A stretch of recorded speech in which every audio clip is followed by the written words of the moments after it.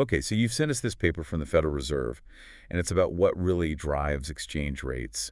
And, well, let's just say it's not exactly something you'd read on the beach. Yeah, definitely not beach reading, but you've come to the right place if you're curious about why the value of the dollar jumps around more than, I don't know, a squirrel on a caffeine high. Right. That's what we do here. We deep dive into these complex topics so you don't have to. No? And this paper is really challenging the usual suspects, you know, Mm-hmm. interest rate, speculation, all that stuff we typically hear about. It's like it's suggesting there's this hidden force at play that we haven't been paying attention to. Yeah, that's right. You see, economists have been kind of puzzled for a while by the fact that exchange rates don't really neatly follow these traditional models. You know, the ones that say it's all about interest rates and higher interest rates in a country should attract investors and boost their currency. Makes sense on the surface, right? But then reality kind of throws us a curveball. Exactly. And that's where this paper comes in. It digs into this concept of trade rebalancing, and it's arguing that the desire for goods across borders actually has a much bigger impact on exchange rates than we maybe previously thought. Okay, so let's unpack this whole trade rebalancing idea. I'm imagining like this giant cosmic shopping cart Okay. filled with goods from around the world, and it's constantly shifting and causing currencies to rise and fall. I like that visual.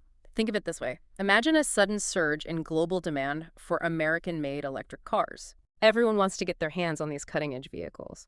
Now, this isn't just about investors chasing those higher interest rates in the US. It's about the actual flow of those cars, the physical goods moving across borders. So as those electric cars start zipping around the globe, the value of the dollar gets a boost. It's like supply and demand, but on a global scale with currencies along for the ride. Yeah, precisely. This paper is arguing that these shifts in imports and exports, this kind of constant balancing act of trade, have been underestimated as a driving force behind exchange rates. So the next time I see a headline about the dollar taking a nosedive, I shouldn't just blame it on some like cryptic tweet from a tech CEO. Well, those can play a role for sure, Yeah, but it's worth considering what's happening in the world of trade as well. yeah. Those real-world transactions, they have ripple effects that reach far beyond just the stock market. This is already making me rethink my own online shopping habits. Am I single-handedly propping up the euro every time I splurge on Italian leather goods? Maybe. We'll dive more into the consumer side of things a little bit later, but for now, let's get back to how this trade rebalancing actually plays out in practice. Because I'm guessing it gets a bit more complex than just electric cars and Italian leather, right? It does, but don't worry, we'll keep it jargon-free. Yeah. This is where the paper introduces this fascinating concept they call a trade rebalancing shock. The trade rebalancing shock. Yeah. Okay, that sounds a little ominous, Mm-hmm. like something you'd see in a disaster movie. What exactly are we talking about here? Yeah, don't worry. It's not as dramatic as it sounds. Think of it like this.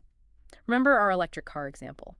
A trade rebalancing shock is basically any sudden shift in global trade patterns, like a sudden surge in demand for a specific product or a specific country. So it could be electric cars, or it could be something else entirely.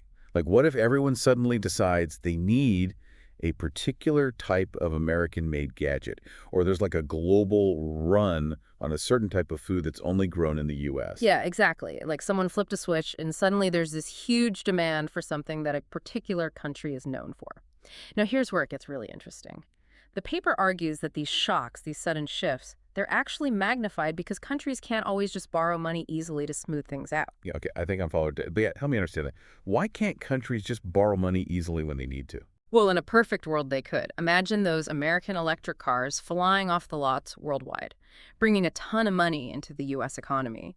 Ideally, the U.S. could then turn around and borrow money from other countries using that, future electric car wealth as collateral. Okay.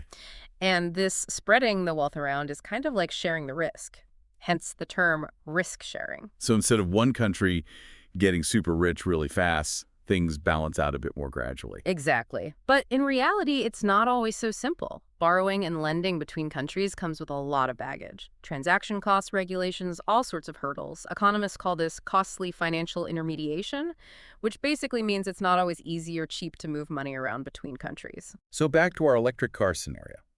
If everyone wants these cars and the U.S. can't easily borrow money to kind of manage that sudden influx of demand, what happens? Does the dollar just go into overdrive? Pretty much. Since it's harder to smooth things out through borrowing and lending, the dollar has to shoulder a heavier burden. It's like the pressure valve gets stuck, so the only way to balance things out is for the dollar's value to rise even more dramatically. So it's this double whammy effect. The initial shock of increased demand, PLUS, the difficulty of borrowing to manage that demand, both pushing the dollar higher. Exactly. It's like trying to balance a seesaw with someone constantly jumping on one end. You need a really strong force on the other end to keep things level. And that's what makes this paper so intriguing. It shows how these trade rebalancing shocks can actually help explain why we see such big swings in exchange rates. It's making those seemingly random ups and downs of the dollar make a lot more sense. But isn't this just one model? How do we know if it actually holds up in the real world? That's the million-dollar question, right? Well, the researchers behind this paper, they actually took their model and tested it against real-world data. They compared its predictions to actual exchange rate movements, and you know what they found. Okay, hit me with it. What did they find? Spill the tea. Well, they found that this whole trade rebalancing thing, it's not just some, abstract theory. It actually explains a huge chunk of the dollar's movements, like almost half of the ups and downs we see in the dollar over the typical business cycle. You can trace it back to these trade rebalancing shocks. Wow, nearly half. That's way more significant than I would have thought. It really highlights how interconnected everything is.